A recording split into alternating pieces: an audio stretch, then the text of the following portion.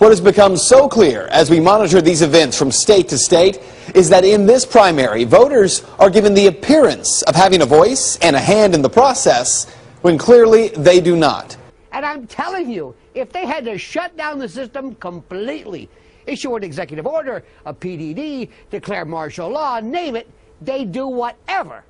Because no one and nobody is getting in the way of this rigged system. There's no difference between Democrat and Republican at the POTUS or presidential level. So therefore, if no one, Democrat or Republican, would be allowed anywhere near the White House who pledged to destroy the status quo system, then that means it's rigged.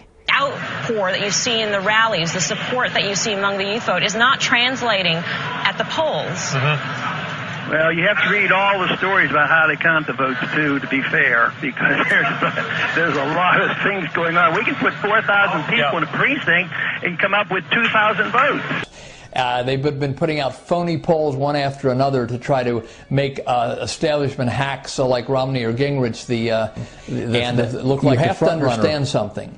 The Iowa caucus, the state Iowa GOP has a long history of rigging not only the Iowa caucus but also the Iowa straw poll. Take it from someone from South Carolina who doesn't just get on here and say this stuff lightly.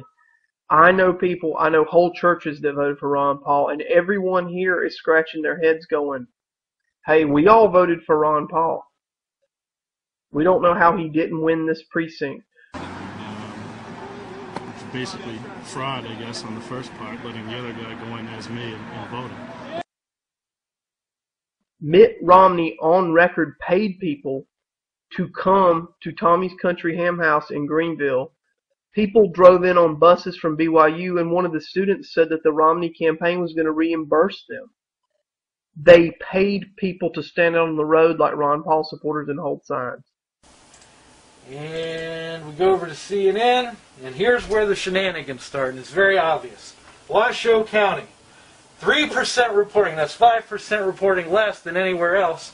And we already have Mitt Romney at 1,500 votes.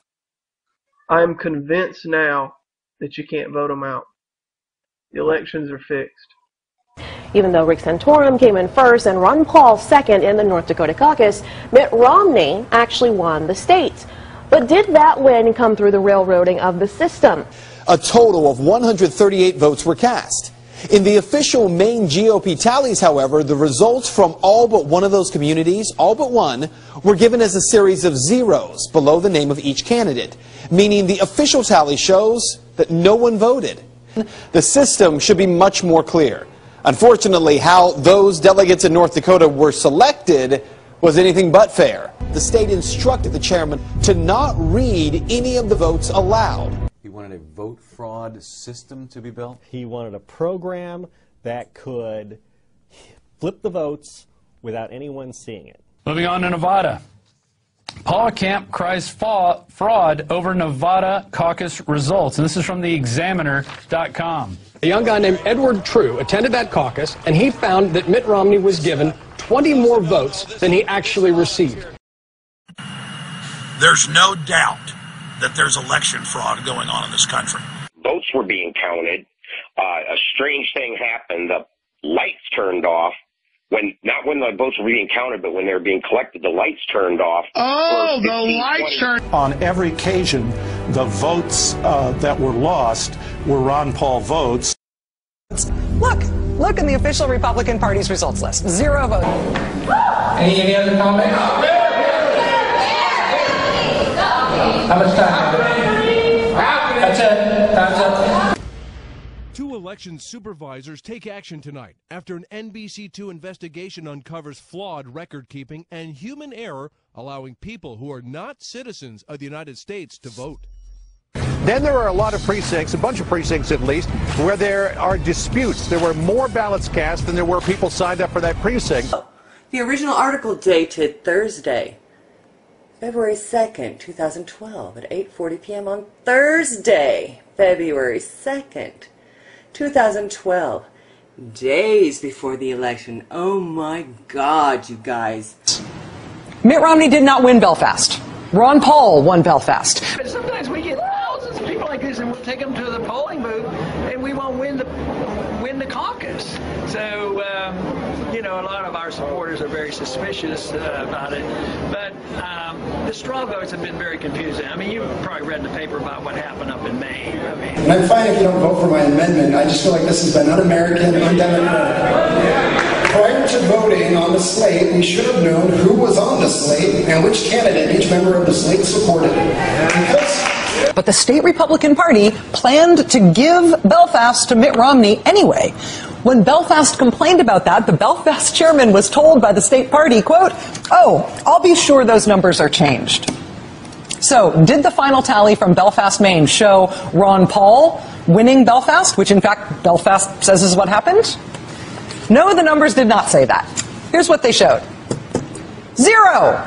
Even though Governor Romney was already declared the winner, the numbers that the state GOP in Maine are reporting are, according to caucus chairman, incorrect. Hey, you can't do that! The camera thing was...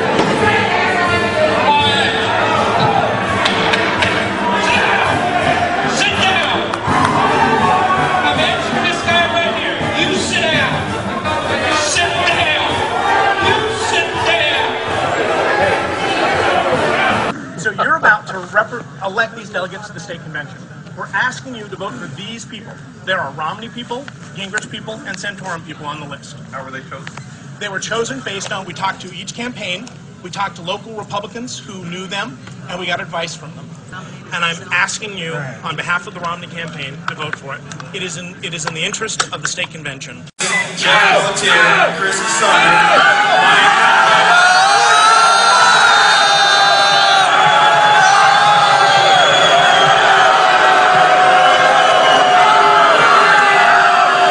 That was fair and that was legal. Now, immediately I began calling for division. Hundreds of other people started calling for division, which means count the vote. That can't, again, you don't have to have the floor, you don't have to have a second, and it must be acted on. And demands for a count of the vote were ignored. Some candidates' supporters are attempting to change the rules of the caucuses in order to manipulate the delegate process.